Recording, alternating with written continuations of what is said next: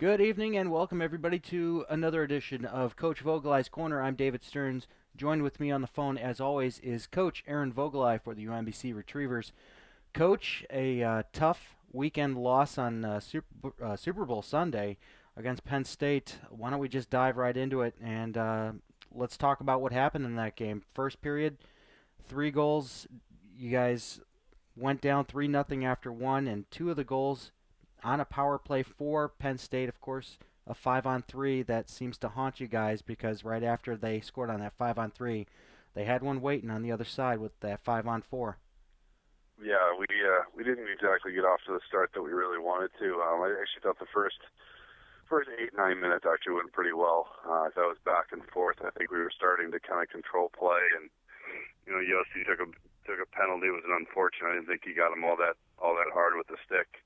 Just trying to check him, but these composite sticks, these one-piece sticks, if you get them just in the right spot, no matter how hard you hit them, they are going to break. So, Yosti got them okay. So the thing snapped. It's an automatic call, and so that puts us down to a guy, and then they're coming up on the power play. We knew how they wanted to get up the ice, and Bloom went to step up on the guy, and he just got a piece as the guy tried to jump around him. It's almost an automatic call for a trip, and all of a sudden we find ourselves 5-on-3. So, it's unfortunate. You have to get lucky to kill all 5-on-3, and we weren't lucky on Super Bowl Sunday. So, Chris Lewis is a big body, and he's strong, and it puts a physical presence right in front of the net, and he was able to get a piece of it to take a 1-0 lead, and I think they got kind of a lucky one to squeeze through Drago on the 5-on-4. He usually has that one, but just didn't on that night. So we dug ourselves a hole 2-0, and they got another one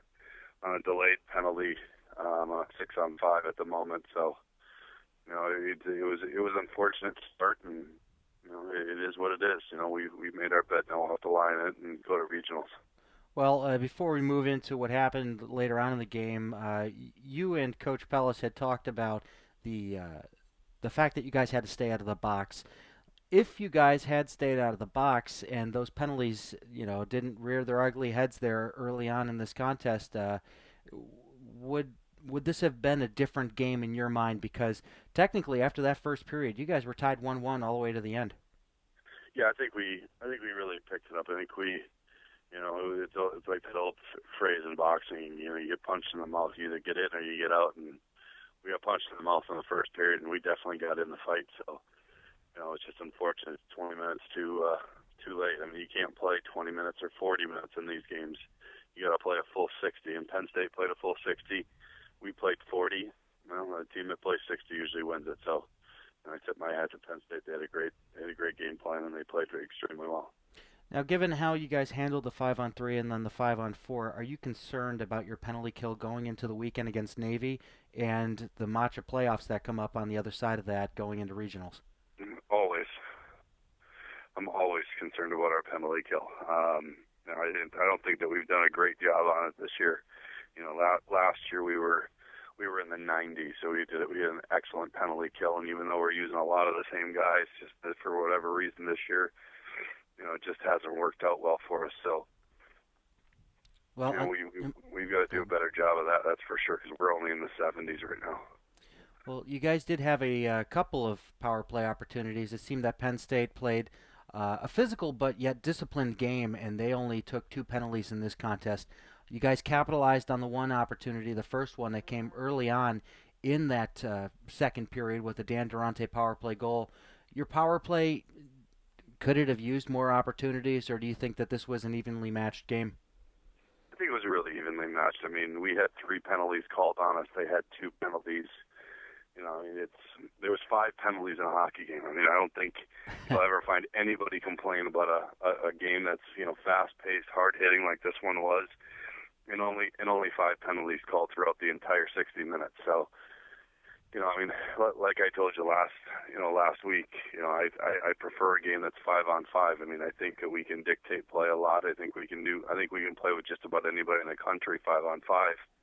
And we lost this game on special teams, plain and simple. I mean, yeah, we scored our goal on the power play, but they got 3 basically on the power play. So, two actually on power plays and 1 on the delayed penalty. So, 5-on-5. It's a pretty darn tight game. Now, you opted to go with Trevor Miller to continue the second and third period and only allowing one goal on 23 shots. Drago with 3 goals on 13 shots. Talk a little bit about Trevor Miller's play, because he had some crucial saves in this one where they were just actually just indescribable saves that he was coming out with. Yeah, Trevor played fantastic for us. I mean, we knew we had to make a change, try to switch things up and see if we couldn't get some momentum going our way, and it worked. We were able to kind of regroup and definitely rally for him, just kind of like we rallied for Drago, a couple weeks ago up against Temple when we were down 5-2 or 4-2 at that point. So, Trevor Miller played fantastic. He kept everything in front of him. He missed one on a mad scramble, but other than that, he shut the door. And to shut the door on a very good Penn State team like that for 40 minutes, that's something that he can build off of. Well, losing this one in a valiant effort for the remaining game after the first period. You guys take this one 4-1 at a loss, a crucial loss, and it pretty much seals the deal for Penn State to hold on to that number 2, unless something freaky comes along with the rankings. But is it safe to say you guys will be playing regionals to get into nationals? Absolutely, yeah. We that was our shot to get up to that coveted number 2 spot, but we're gonna. Now we're going to be fighting for that number 3 spot, and you know what? That's okay too. You always like that. You'd always like that auto bid to kind of get there. Get there to nationals. You always want to be able to call your parents and say, okay, we can drive to St. Louis now. But we've got a week. We've got a month just to kind of rest and everything like that. But at the same point in time, you get to stay sharp and you get to play. You get to either play your way in the nationals, and it's a weekend. It's full of stress, but it's also full of excitement, and the team really gets to bond. So, we've done it the last 3 years. I mean, that's one of the things that we talked about in the locker room, and that was one of the things actually Nick Kiost, our captain, said is, it wouldn't be the UMBC way if we didn't go through regionals and do it the hard way. So, off to New Jersey we go, and we'll play anybody they put in front of us. Now, looking at the way things are shaping up here, well, first off, you guys have Navy this coming weekend. So first things first, and then we'll come back to the Matcha playoffs, which we'll obviously talk in more depth next week. But, well, actually, maybe I should just say it right outright. Penn State's sitting at number 1 in the Matcha North, and your team's sitting at number 1 in the Matcha South. What is the likelihood of your two teams seeing each other again in a championship game? Oh, God, I'd love that. I think the boys would love a second shot at them, and I think Penn State would like to play us again. They're good, hard-fought teams and games, and that'll be the last game that Penn State will play before they go to nationals. So it'll be a nice tune-up for them. But I think our guys want to prove that they can play with them and that they can beat them, and and hopefully we'll get that shot. All right. Well, now let's talk about the task at hand. You guys have the crab pot, and a lot more history on this than I do, but you're going to be going up against a Naval Academy team that is currently sitting at number 13 in the ACHA D1 level. Let's talk about the expected obstacle, I guess, that's in the way of this one. Thomas Kriesel. He's their star player who has pretty much shattered records with the Naval Academy, with just about 200 points in under 3 seasons. Talk about what you're expecting to see out of this guy. He's an incredible hockey talent. So he's going to be very, very tough to deal with. He plays on their top line. I believe Oberman plays on their line. He's number 9. So we're going to have our hands full. No matter who we put out up there up against them. I think Yost is probably going to see a lot of the time up against them. We haven't figured out who his defensive partner is yet. Going to try to shut that line down. But Navy's good. Navy, just flat out and simple. Navy is very, very talented. They're fast. They're big. They're strong. They love the physical game. They play the Olympic sheet probably better than any other team that I've seen, just because they're on the ice all the time on that rink. That place is going to be packed to the gills. It's senior night. All the major executives and colonels and generals, or I don't know any of the officers' names, so I hope I didn't offend anybody. But I know we're having a ceremonial drop of the puck. The admirals are going to be there. There's 20 minutes of festivities, which actually I'm really looking forward to seeing. But it's going to be an exciting night. And, I hope our guys can feed off that energy and and hopefully take it to him. But shutting down Kreisel is not going to be easy. He's an amazing talent. I think he's the number one scorer in D1, which isn't something that the Naval Academy can say very often. But they're going to say it proud this year because they got him and he's good. So we're going to have our hands full. We had it a couple years ago when we had Drew Hartcherek and Alex Post. People had to try to shut us down with those guys, and teams got it done. So hopefully we'll be as successful as some of those teams were up against us. An interesting stat note here. Kreisel has 78 points, and the second in points on that team is Dustin Oberlander, who is, needless to say, probably the Steve Yzerman to the Sergei Fedorov in this chance here of describing it. But the one stat that does stand out to me, and I wonder if this is something you guys can play to, he leads the team not only in points but also in penalty minutes. Currently he has 76, and Travis Franklin, who has only 10 points, has 68. So are you guys going to try to maybe draw Kreisel into biting into some penalties, or are you guys just going to try to play around him and contain him the best you can? No, we're going to play hockey, plain and simple. We don't Okay. like to bait anybody into anything, And I'd rather let a sleeping giant sleep. You know what I mean? Uh-huh. I don't want to wake them up.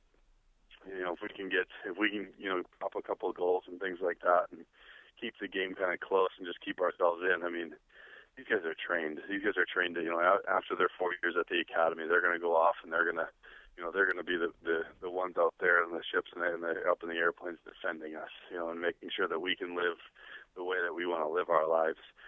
They've been trained to kill and do everything else. The last thing I want to do is make them angry. Okay. Mm-hmm. I want them just to be focused on playing hockey and doing whatever they want to do in the neutral zone, not trying to take our guys' heads off. So, these guys will, they play hard. They play to the whistle. As soon as that whistle blows, they stop. It's going to be a fun time on Friday. I'm looking forward to it. I was just trying to see what you'd say. I know you'd play, a disciplined hockey game. Granted, you guys only took 3 penalties this past weekend, a solid disciplined contest. But what are your thoughts on the goaltending situation with Navy? You guys feeling like you're likely going to see Andrew Mills or Paul Roche?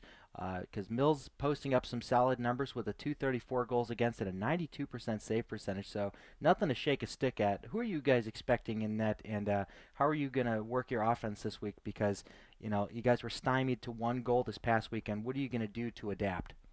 I think we're just going to continue to do the things that we do. We're going to throw pucks at the net. We're going to go after the rebounds, and we're going to see if we can't get a cycle out of the corner and do the things that we're accustomed to. I mean, I think this was one of the first times in a long time that we've been held to 1 goal. So, our offense has actually been eclipsing ever since mid-November at a little over 5 or 6 goals a game. So, I've been actually pretty happy with it. But every once in a while, you're going to find a nice bump in the road. You're going to run into a good, strong defense, and the one thing that would, is going to be going to our favor is we're going to find a lot more room out there on that Olympic sheet. And Navy's going to be really good at cutting time and space down for us. But there's nothing like being able to get the puck on your stick, take a look up, and actually see you have some space. So I think we're going to find a little bit more confidence in our step. And Navy's fast, they're big, but we're fast too. So we're going to be able to find some holes, and hopefully get after them, whether they play Mills or Roche or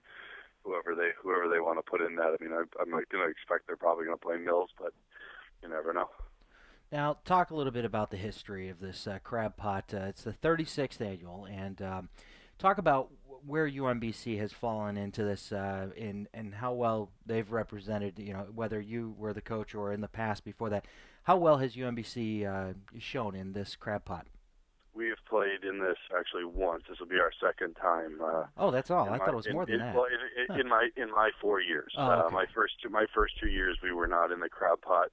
The year before I came down, UMBC actually won the crab pot. They beat Towson, and then they upset Navy in the championship game. Mm-hmm. So, last year we beat Towson and we lost to Navy in the championship game, and I think our guys were going to want some retribution for that. And we were kind of shocked that they put us as the first game. We figured that they'd maybe want a rematch, but it is what it is. We got to get past them to win the thing. So whether you play them in the first game or the second game, it doesn't much matter. Well, the Battle of Maryland, and where do you guys see yourselves coming out in this one? Are you prepared for Navy? I mean, was Penn State kind of a wake-up call to kind of shake things up here in the week? Are you changing anything on your roster going into this game as far as lines or bringing up some scratch players? What are you doing to be sure that your team is focused and ready to go?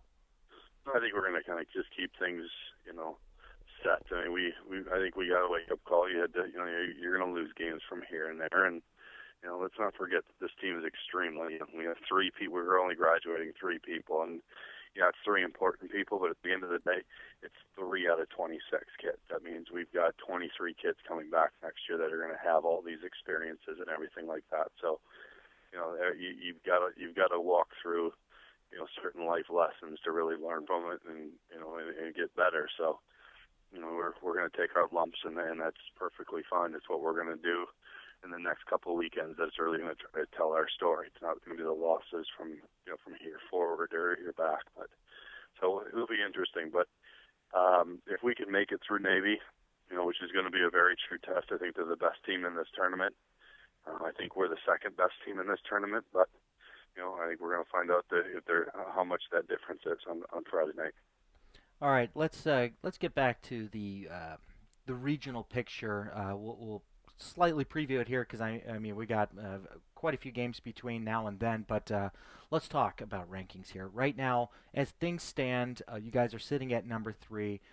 You're likely going to sit at number 3, or there was some grumblings that maybe there's a possibility that Bowling Green can overtake you guys. But where do you think you guys are going to finish, and who are you expecting to see in that first game? Because Sean Hoppy and I were talking in the booth that there's a good possibility it could either be Temple or Maryland. But who do you think it's really going to end up matching up with you guys, and where you guys will end up? I think we'll probably end up at number 3. We played Penn State pretty well. We didn't get blown out by any means. So, it is what it is. We proved that. They proved that they were better than us, and that they're the 2, that they're at least deserving of the 2. We're deserving of the 3 right now. Bowling Green, I believe, got swept by Michigan State last weekend. So I don't see them jumping us. We play a D1 team this weekend and possibly 2 D1s, so I don't see the crab pot really being anything that people are going to look at. So, especially with Navy being ranked in the top 15 in D1. So, win or lose, I don't think we're going to move up or move down, to be honest with you. But, anything can happen. But that 10 spot's wide open. Toledo dropped to unforeseen circumstances by them, from numbers, I think it was from 6 to 9. And then they just beat West Virginia and Ohio in overtime, and they're both unranked and don't have really any quality wins. So, those were surprising results. So, I mean, it's going to matter what they do up against, Akron and whoever else they got this weekend. So it should be, I think it's Ohio State. So it could be interesting. They lose one of those games, they could drop completely out. I mean, who the heck knows how people are going to look at them for, for everything that's happened in the second semester. Temple seems to be on a roll. It'll matter on what happens on Friday night. They play Rowan. And that should be a really interesting matchup. So Maryland didn't. Unfortunately, ECU canceled their game, so they didn't get to play any games, and that hurt them. So they just beat somebody. I forget who they beat. Delaware. So that's going to get them back on the winning ways. So it could be one of any of those 3 that we could play. So I think the chances are going to be Toledo, Temple, or Maryland. So either way, you've got 2 grudge matches and a team we don't know anything about. All right. Well, this coming weekend, do we expect to see any players in or out of the lineup, any major roster changes, or we just going in with what we had this past weekend? We're going to go in with what we had this past weekend and just kind of go at it. So. Well, this is kind of tough to talk about because, I mean, we only had 1 game to recap and then only 1 game ahead. And, of course, we were going to want to keep as much material available to talk about for Matcha playoffs and then regionals. So is there anything else you want to add? Well, don't forget that, win or lose will determine who on Friday will determine who we play on Saturday. It's a 2-day tournament. So, we'll either have Towson or we'll have Maryland Hmm.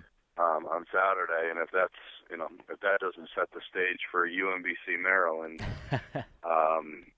on Saturday, and then more than likely we're going to play them next weekend in the first round of the playoffs, in the Mid-Atlantic playoffs. Hmm. And if we stay at 3 and they sneak up to 10, holy cow, that's UMBC Maryland 3 weeks in a row. Yeah, that would be something, huh? They'd make my athletic department pretty happy, especially if we won all 3, but we'll see. It's a long ways away. Well, we have rivalries already, and if you want to add another one into the mix, that would be great if we can actually get this one on the map and more publicity. So hopefully you do see them 3 weeks in a row. So, all right. Is there anybody out there that you want to give a shout out to before we close out? I do actually. I want to kind of shout out to my folks. Listening back home in Minnesota, they contacted me this week and just said how it was great to actually hear about the team, because I don't talk about them all that much. So I'm glad you guys are listening, and hopefully we'll see you soon in St. Louis. All right. Well, thank you for joining us this evening, Coach, and we'll talk to you real soon. Sounds good, Stearns. I appreciate you having me. All right, the boys will take on Navy this Friday at the McMillan Ice Arena in Annapolis, Maryland, in the Crab Pot, the 36th annual, and hopefully they will take a win away from the hosting Naval Academy and advance on to play, well, what we're hoping, I guess, is Maryland. So that action, of course, will be Friday, and then they will, if they advance, take on a winner on Saturday. So this has been David Stearns for Coach Voegtli's Corner saying good night, everybody, and as always, don't stop believing. Take care.